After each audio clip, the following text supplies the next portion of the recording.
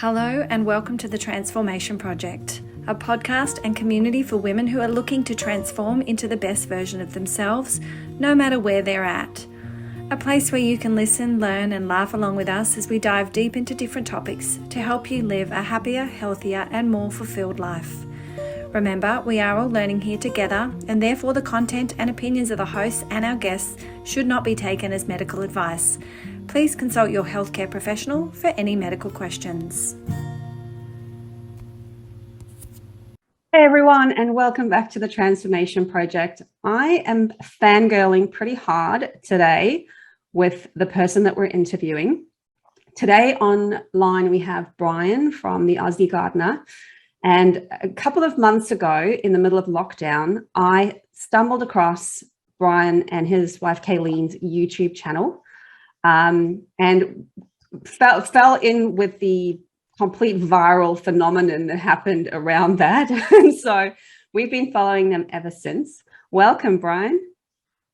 Thank you. Good to be here. We're going to talk about gardening and growing. I'm looking forward to it. Yeah, us too. We're in the middle. We were in the middle of it. And so I guess we would have been your target audience back then. But tell us a little bit about yourself and your family and how the Aussie Gardener kind of came about and the viral sensation that's kind of followed through with that. Sure. So I used to be a photographer for 20 years, and originally I'd studied horticulture many years ago. I have a degree in horticulture, but I went into photography, and then an opportunity came because I discovered this product called a power planter that was being sold in America. And I've got one here, and that's what this thing is, this corkscrew looking thing. And you attach this to your cordless drill, and you dig your garden with it. And I bought one from the US supplier and gave it a go. And I just remember the day that I did it, I was alone because like most men, you know, we don't want to make a purchase and have our wives go, why did you buy that? And so I did it when she wasn't there. And I just tried this in the garden, and just watching this spiral just go straight into the ground and break the earth up just effortlessly, I just started laughing out loud, like almost that evil laugh. I've got one that actually works. And I then started drilling holes all over the place in my garden, just testing to see if it could dig in all different spots, and sure enough it did. And so I then decided, okay, we need to bring this into Australia because the soil in Australia is so hard to dig because it's so dry. That's the biggest pain with growing, with having a garden in Australia. And so we launched that into the Australian market, and we've sold over 80,000 of those now. It's been a huge success. And last year, the early last year, when COVID was all happening, we were like, okay, what can we do? Because I was following it early on, and you know, there was talk of possible food shortages, toilet paper shortages. We all know that. And so I thought, what can we do to help? And we were growing our own veggies at home, and so Kaylene and I thought, why don't we just start doing some classes and teaching other people how to do it, because it's not that hard if you've got someone actually guiding you. And so at that point, we changed our brand name from Power Planter over to Aussie Gardener so that we could sell a range of different products. And then we started doing these classes, and people have signed up, and we've had, I don't know what we're up to now, I've stopped looking, but it was over 50,000 people have signed up for the veggie classes. Yeah, we were one of those. We also have a power planter, so I can attest to that, because we live on an acre of bushland, Queensland bushland, and the ground is so hard you can't get into it with a pickaxe. And so our veggie gardens is not going to be in the ground. It's going to be in something else. We'll talk about that later. But our fruit trees have gone straight into the ground, and that thing works like a bomb. Yes. Yeah. Can I tell you, your audience is predominantly women, isn't it? For the most part, yes. And I have to say, the women are the ones that have been the fastest to adopt using the power planter. what we find is the men going, that couldn't possibly work.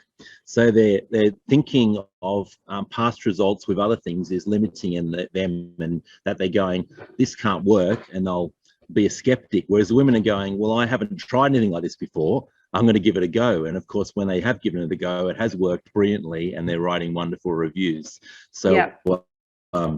So we love all the lady customers. Yeah, well, I mean, they're not. I mean, honestly, they're not expensive. Like, that was one of the things that for me, I was expecting to be starting a veggie garden to be like overwhelmingly expensive. I mean, I have to say, like, so far, certainly with our little sets, I did. If anybody follows me on Instagram or Facebook, you would have seen me unpacking my kit, my veggie growing kit that I got from the Aussie Gardener, and kind of going through all the little bits and pieces in there. But it really wasn't that expensive to get started. So I guess talking to people who like us, and that's exactly why we were looking for that. We were also like, at some point we're going to hit with food shortages. What do we want to do? We're a family of 4, sometimes 5, sometimes 6. How are we going to feed these people actual fresh fruits and veggies? And also we kind of have, because we work in the health industry as well, we understand that sometimes the apple that I buy at the store could have been bought, picked a year ago. So how do we do better? And so that's how we happened upon you. So for people who are like me, and I guess these ladies too, I don't know about Karen, but I know Jess, we have no experience like at veggie gardens at all. How would you suggest like your top tips to get started? The first thing I would do is to start growing the vegetables that you need to access frequently, and you want them to be as fresh as possible. And they also coincidentally are the ones that have the highest amount of pesticide residue in them. So, and that's your salad vegetables. So they're easiest to grow. So that's the very first thing I would set up, is to set up a salad garden so that you're growing lettuce and your parsley and rocket, and even maybe some spinach in there, maybe some kale if you use kale in your cooking. They're all quite relatively easy to grow, and they are the ones that you want fresh, and they're the best. So for example, I cook on weekends in our household, and I go out while I'm cooking dinner, I go out literally with a torch, cut them off, bring them, quick rinse on the plate. Like, that's how fresh they are when you're growing them yourself. I've done that several times, Brian. So I guess I've had gardens lots of times over the years from multiple houses that I moved to. And I know Jess was going to go into this, but as a renter rather than an owner, having the portability is really important. And the other thing that I have had issues with, and why I don't have a garden currently, is possums coming and eating my garden, and it's annoying. So I would love some suggestions on that if you have some. Yeah, I do. So I always joke about the possums that they've got good taste if they're eating your veggies. You've got healthy possums. So recently we added a product which I'm really excited about because it solves that whole issue, and it's called a pest-free cover.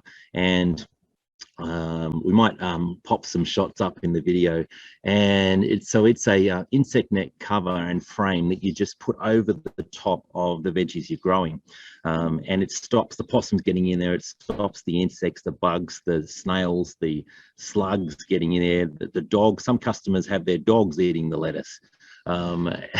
So it makes it so much easier to grow. So since we changed over to doing that, you go out and you pick the spinach, and it's perfect. Like, there's no nibbling on the leaves, everything's looking fresh and healthy, and there's no pesticides being used. So the system that it uses, I got some of the pipe with me, and it's just simple. It's a PVC black pipe, thicker than kind of normal PVC pipes, so it's stronger. And then you just push the things together, and then it's a bit like I guess making Lego or something. And then the only tool you need is a hammer. So I've pushed them in by hand, and then you get a hammer and you just bang it, bang it, bang it, bang it, and that finishes it off. And then you get your net, and we put our net over the top, on the edges, and then we have these special clips, and you just push the clip onto there, and it holds the net onto the frame, and you can set it up nice and neat if you do it properly, and it looks really neat over the veggies as well. So that is the easy solution. There is some other solutions. So if your area is larger, or if it's, say, a fruit tree or something, and you're having trouble with that, a couple of options. There's a net that you can put over the top of the fruit tree, so a veggie net, or it's a white net and it covers the whole kind of tree. You can put fruit bags, so these are bags about, you know, this kind of big, and then they go around your fruit and a drawstring on them. That's another option. And then the other one is this device here. I've just got the sun's come out suddenly in the background here. And it's an Animals Away ultrasonic repeller. And I think these are massively overpriced. It's like $90. I'm trying to find another supplier that can make them a bit better priced, but they do work. And so we have this in our veggie patch because we're having problems with rats. We live on acreage, and unfortunately you do get rats on acreage. And so I have this device on, and it sends out ultrasonic sounds that I can't hear, but the rats hate, and it stops them from eating some of the vegetables and things that haven't got the other covers on them. So that's another way of doing it as well. Again, no sprays, no chemicals, just using some other techniques. Well, that's very cool. Thank you so much for sharing those. I'll definitely check them out because I love cooking, and I love to be able to go out to my garden and get, you know, fresh ingredients. In fact, we bought a whole ton of strawberries recently. My partner went and picked 20 kilos of strawberries, which were frozen, and my son wanted to make some ice cream. And his mentality was, do we still have some mint in the garden? Because I want to do that. I'm like, no mint in the garden, mate. It's not happening. So I think we'll possibly be getting that started soon. Thank you. Yeah, mint is one that grows really fast, but also there's some caterpillars that love to eat it. And so I'm just thinking of one particular pot in our garden that just gets decimated by caterpillars with the mint. So yeah, again, once it's under the net, those ones are fine now, and we can harvest those. So it makes it easier. So there is options out there. You know, in the past, it has been harder to grow organically. That's actually why we started growing our own fruit and veggies, because we were eating organically, but it was costing quite a lot to buy organic fruit and vegetable. And as I guess the purse strings in our household, I was going, do we really need to spend this much on an organic piece of fruit? And Kaylene was like, but you know, I don't want to be eating with the pesticides in them. And I was in agreement with that. So then we said, how about we start growing our own, which I think is going to be a bit cheaper to do that. And it's worked out well. I love that. And that's exactly why I want to. So that's why I want to have a garden, but I rent, and that's my issue. And I've had gardens before at other places I've rented, and I obviously don't have a green thumb. I'm not very good at this.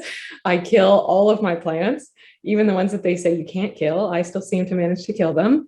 So I've kind of shied away from it, but I'm in the same situation that you are. We're buying a lot of organic stuff, and the bills are racking up, and you're like, there's got to be a better way. So I'm really interested in starting a garden again. But are there things that are really good in pots? Can you do a portable kind of garden so that when I move?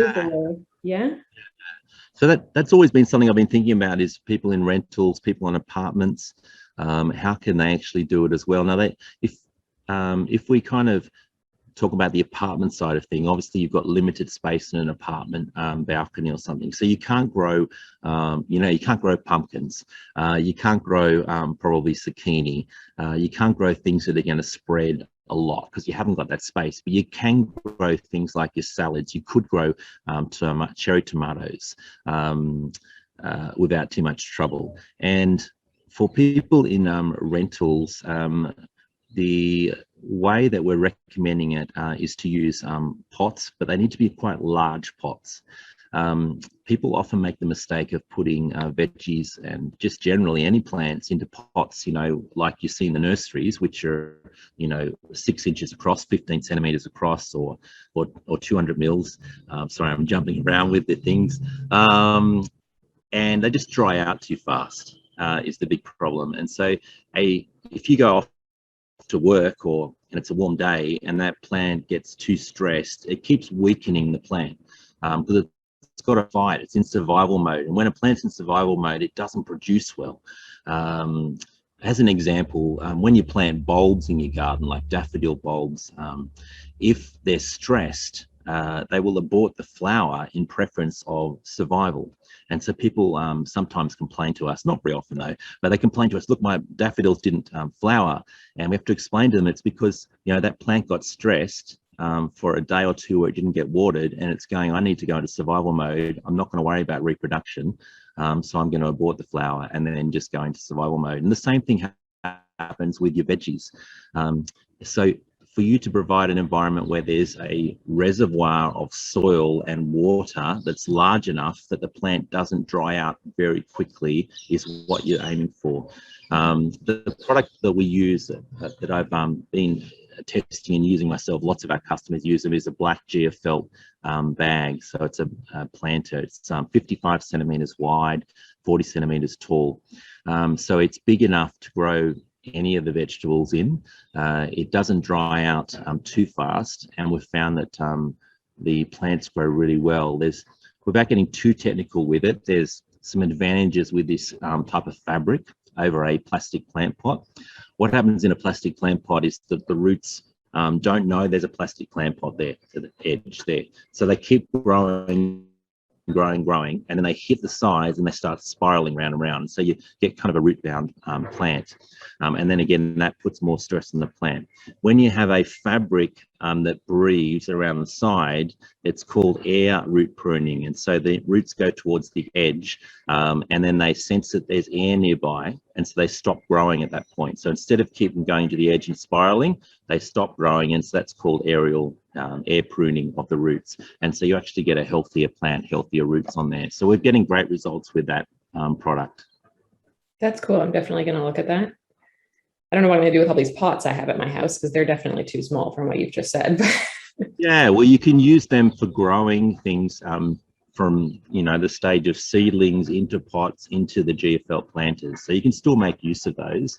But I often see people, you know, they'll put a raised garden bed in, one of those, say, corrugated metal ones, and they go, well, I've got to fill this with soil. What should I put in the bottom of it? And my answer is soil.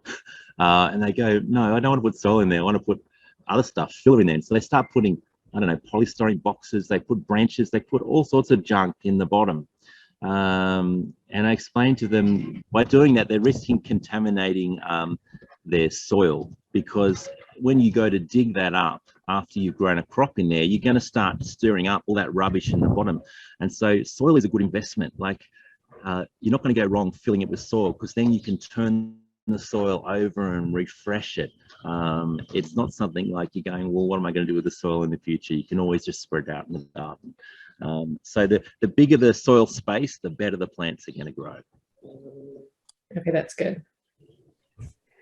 Yeah, I think that's what we were going to go with, those big bags, because we know that we can move them around, and you know, whatever needs to happen, we can do with those. So that I think that, but we needed like, yeah, I think we calculated it as 30 or something of those bags. So my next question is, if you have to like think about sort of a family of 4. Now I know for your family, I think if I recall, you guys are vegetarian. Yes. So there's a lot more. We're not, but your veggie requirement would be slightly different to ours. But in general, for a family of 4, to feed a family of 4, what kind of size of veggie garden would you need? I think if you had a veggie patch that was around probably about 6 meters by 6 meters would be fantastic. You might need to change the way you're thinking about it. So rather than thinking a fruit, in reality, as you commented before about the apple example, you don't know how old that apple is. Now, apples only grow at a certain time of the year. So you want to eat apples all through the year. So you can only grow those apples at the time that they actually grow. And the rest of the time, you're going to have to buy shop apples, unfortunately, or you're going to have to miss out on apples. So you won't be able to provide all of your food, but you'll be able to provide probably half or more of it. And so if you think about that and go, how much is that going to reduce on my food bill each week? That's what you're looking for as an investment when you start actually setting up a veggie patch, so that you're covering at least half of it. So I'd probably recommend you start thinking along those. I'd also recommend that you don't immediately set up a big veggie patch, especially if you're a beginner. I'd suggest that you start with like 4 pots. If you're going to do a pot of 1, 4, that's it. Just do 4 and then master that for the first month. All right, and then you get the hang of it and you'll go, okay, I'm understanding this. And then add another couple or another couple and gradually build it up. The same with the pest-free covers. Don't go all out and buy 10 pest-free covers. It's going to cost you a bit, but don't worry about it. Just start with a few and then keep adding to it over time. I'd rather you start and give it a go than procrastinate because you're thinking it's too big a project and how do we start and we don't want to, do the wrong thing. I think that's a better approach. That is me right now. You're speaking directly to me. I'm procrastinating 100%. Yeah. Look, just start with a couple. Start with growing some lettuce. It's easy to grow. You'll be picking it frequently. The kids will like picking it as well. And then add some other things in there over time. As a beginner, you want the joy and the fun of experiencing growing your own food. You don't want to be overwhelmed by it, where you haven't allowed enough time or you're making too many mistakes. If you start growing lettuce and you're successful at that, then you go, okay, I can tackle the next thing and take it step by step.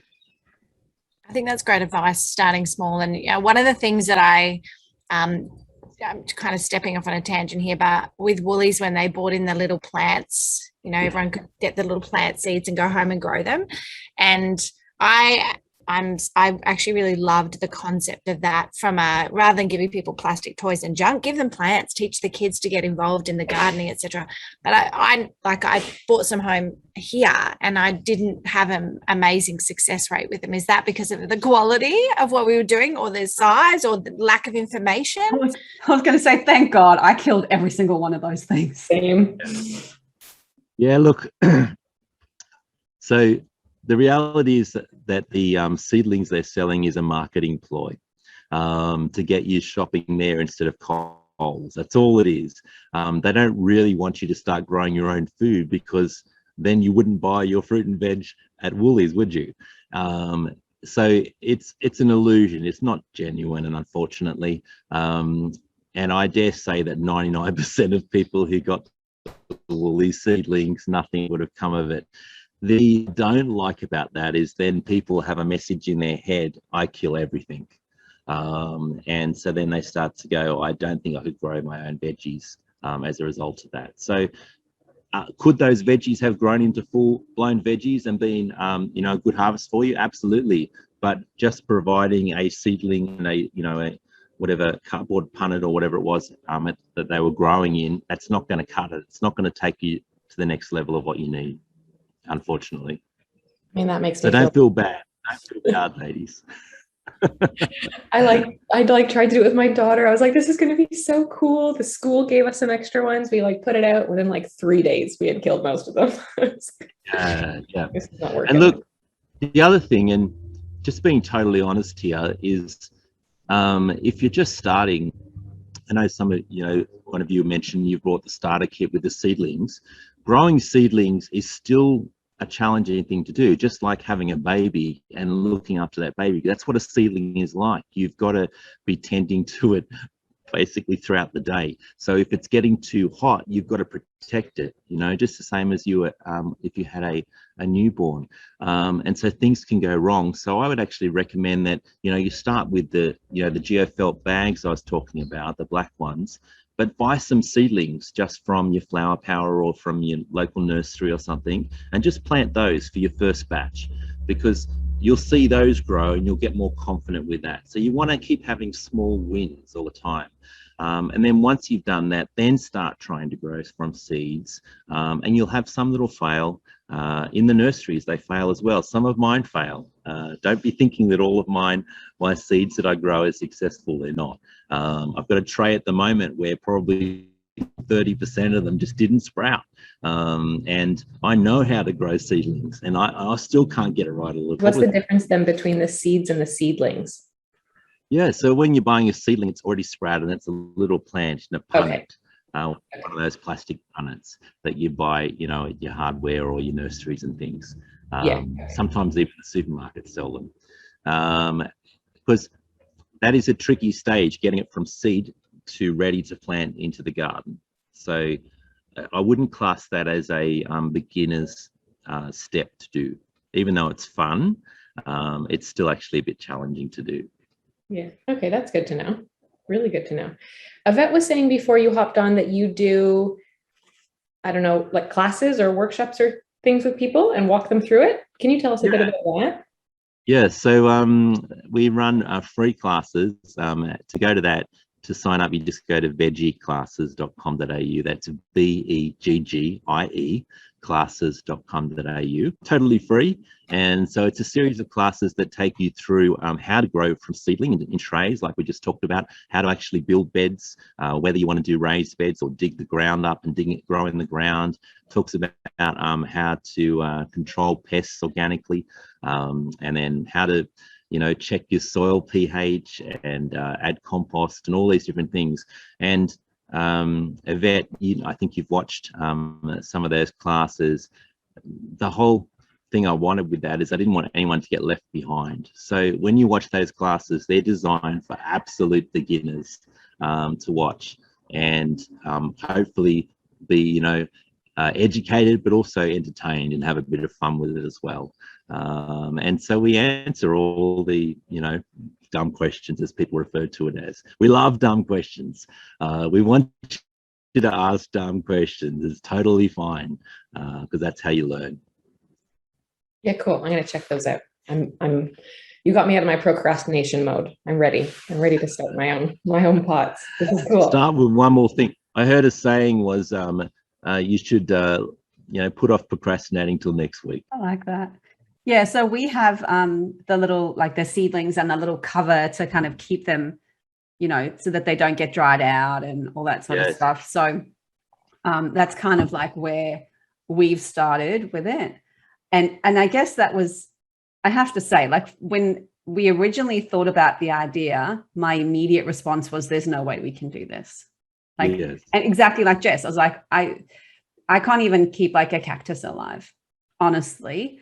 But we have the space and we should be able to do it. And so just watching those videos, you're right, it really takes you through like every single step, and so much that I had no idea. Like I had no idea that certain vegetables needed to be in different pH than other vegetables, and that some vegetables then needed to be planted in that space after other ones. So can you go into that just a little bit? Sure. So and these are getting a little bit more advanced when you start talking about these things, but these are kind of the insider tricks, I guess, that you get to learn as you start to grow, you know, and produce more productive kind of crops, better harvests. Is that plants need different amounts of nutrients to grow. So you've got three main kind of nutrients that are in fertilizers, and that's nitrogen, phosphorus, and potassium. And they each kind of do a different thing. So one helps with leaves, one helps with flowers and kind of roots, and then also overall plant health.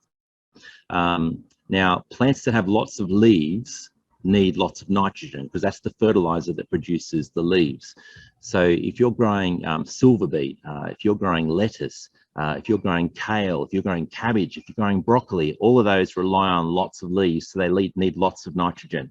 Whereas plants like carrots, where the bit you eat is the root, it has leaves at the top, but if we feed the leaves too much, then the root won't grow, because you're telling the plant, okay, concentrate on the leaves, don't worry about the root. And so if you have the wrong fertilizer in there, you're going to get lots of leaves, but piddly little carrots. So it's learning that technique and just grouping all the vegetables into whether they like nitrogen a lot, whether they like it a moderate amount, or whether they don't really need it at all. And so what you do is you put nitrogen into the bed. How do you do that? You can either just sprinkle fertilizer or manure. So manure, cow manure, chicken manure, sheep manure, all has high nitrogen in it.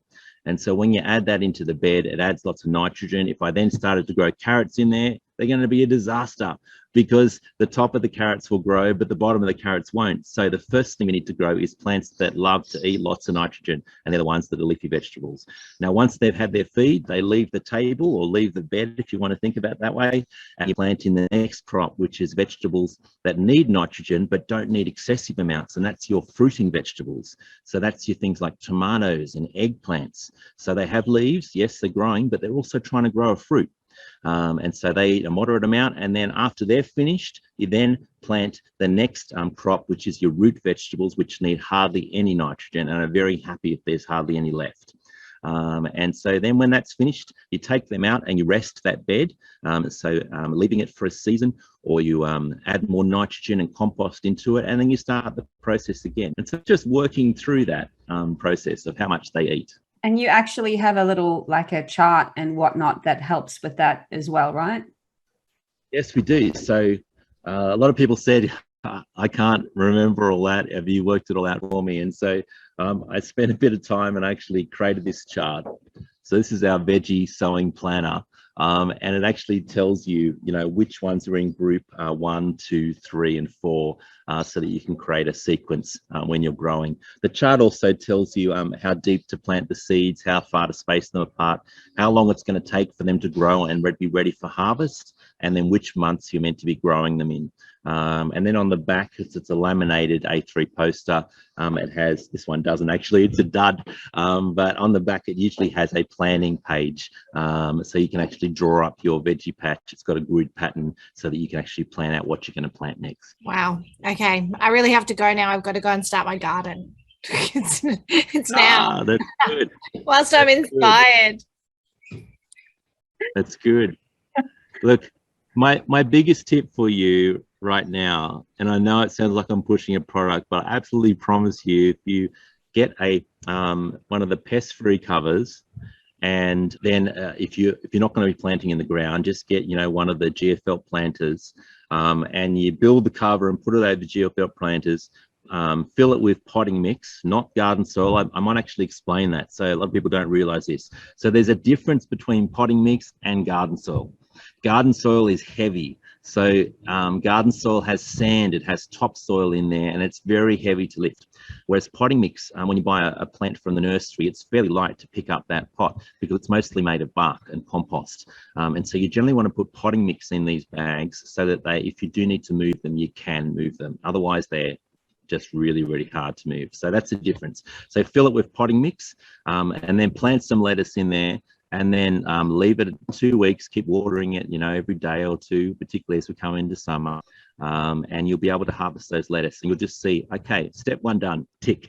I am now not a brown thumb, I'm a green thumb. I'm on the journey.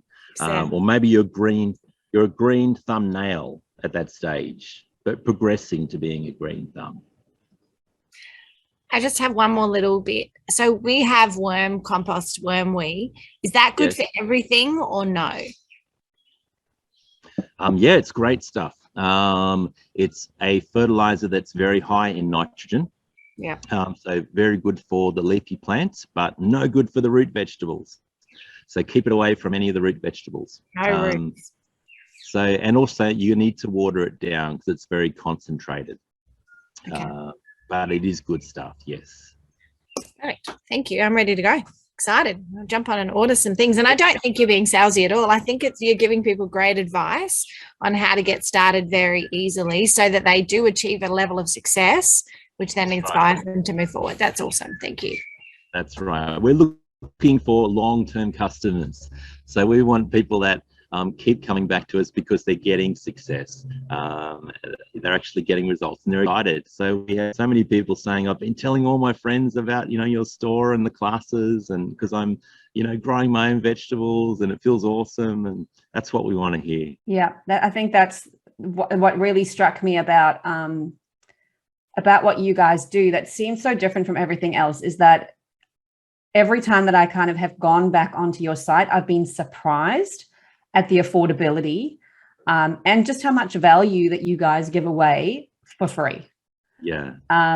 And so I really appreciate, you clearly have your heart in it, that it's important to you for people to kind of get onto that path, which I think is really, really cool. I'll tell you the thing that is really kind of important to me with this business, and it's something we're stuck with, is we all know who I'm talking about when I say the big green shed. And I just think of how many times I've bought something, you know, from there or from other hardwares, and it looks good on the pack, you know, and you take it home and you use it for a bit and then it falls apart, or it rusts, or it just blows away in the wind, and I just get the feeling like that the person who made the decision in that business to stock that product doesn't care. They don't really care if it's actually going to be good for you or not. It's just another product, you know, at a cheap price, so it'll sell on the shelf and it ends up in more landfill. And I hate that feeling of disappointment. And so one of the things that we're really careful about is that every product we actually test, we thoroughly test. Like this, for example, there's a hose that I'm going to be bringing out that it's not until probably the end of the year or early next year, but I've been testing that for 18 months because if I'm going to put my name to this hose, and it's going to be called the Aussie Gardener Dream Hose, and it solves the biggest issues in hoses, and that is the hose kinking hoses, and the fittings pop off. And I'm like, if we can solve that, they're the two biggest gripes for people. And so we've got this hybrid hose that it doesn't kink. When there's water in it, the kink won't stay in it when you're using it. It unravels itself. And then it's got more of a rubbery surface. And so what happens is the fittings actually grip into it. They don't slip off. And so I'm really excited to be bringing that one out in the future. But we had to test it for so long just to make sure that it really is going to do the job. And so that's what we've been doing with every product. We make sure that, okay, this really is a product that's not going to disappoint you.